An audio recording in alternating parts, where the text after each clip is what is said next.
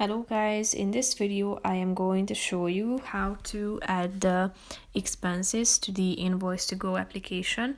But first I just want to mention, don't forget to subscribe to my channel because at 10,000 subscribers I am going to show you my whole YouTube revenue statistics and growth strategy, how to make money online. So let's jump into it. First of all, open the application on your phone.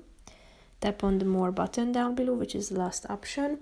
Then go to the Items, Expenses and Time section and click on Expenses. Here you can see that you can keep track of your expenses as you go to the Keep Track of Your Business Costs section. So click on Add an Expense down below.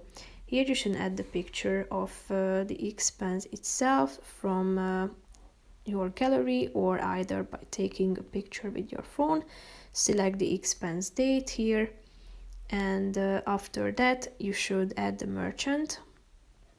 The category should be selected as well. Here you can find a bunch of options. Then you can add your description here to this box, indicate the total amount, the tax and the tip as well. Here, if you want to add a project to it, click on Add to Projects. So you can also add an existing project or another one by tapping on the New Project button. So we should add the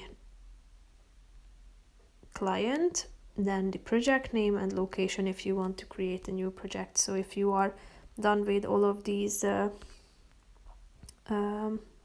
options, click on the Save button at the top, and here you will be able to find your expense. If you want to delete it, slide to the left side of the screen till this delete button appears. So tap on it, click on delete, and now you have got rid of it. So that's pretty much it for this video, guys. See you in the next one. Bye bye.